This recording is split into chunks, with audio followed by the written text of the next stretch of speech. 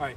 Thank you for being out here today. Today at approximately 4:40 this afternoon, officers from the Ferry Fillmore District were flagged down by a civilian. That civilian pointed out a male subject. Officers did approach the male subject. They did give verbal commands.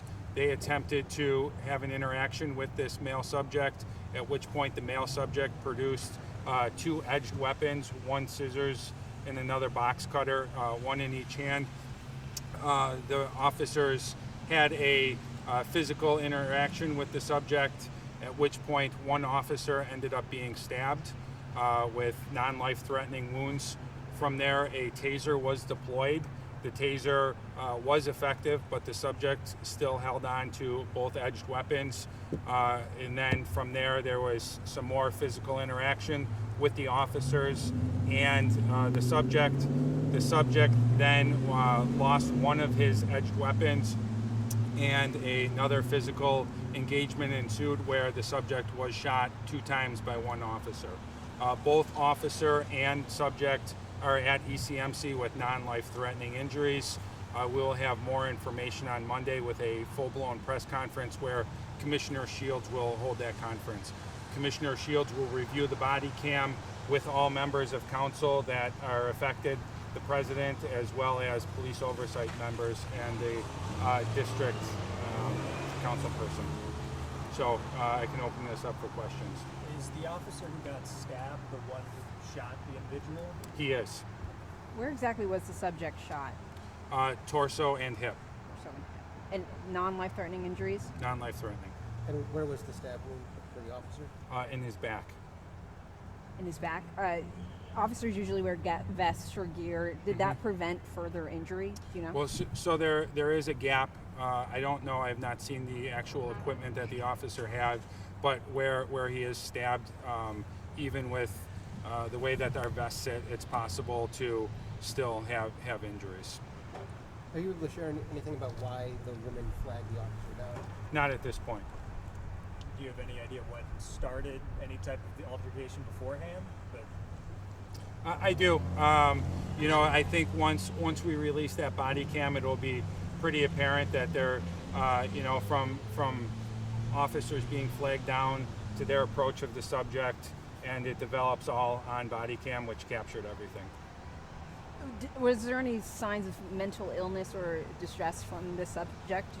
That's a very good question. During the interaction, the subject was cutting himself, saying that he was going to kill himself, and officers were still fighting with him over those edged weapons that he had. He had multiple lacerations, cuts to his neck and chest that were all self-inflicted during this engagement. In some cell phone video, you can see a little bit of flickering on the sidewalk. Did the officers try to tase the suspect before that altercation? So he was tased, but it wasn't until there was some discussion, verbal commands. The subject brandished these edged weapons. There was a physical engagement. The officer is stabbed, and then the taser is deployed.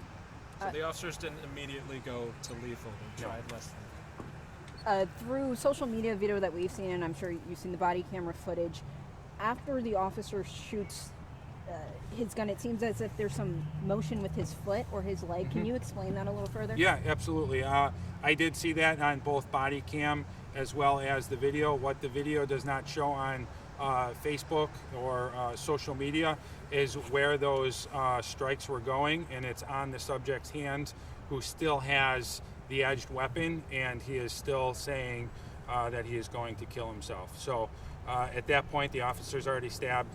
The subject was tased. He was shot. He still has these, and that attempt is to get that out of his hand, which our body camera will show.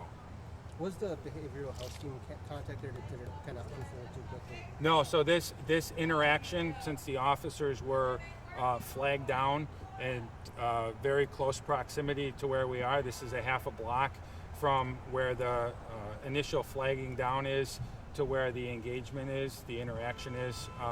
So this is just something that instantly happened, and I don't even know what at this point, what the nature of the officers being flagged down on.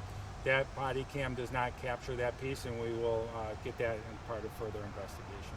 In the video, the individual turned around and seemingly reached towards the officer.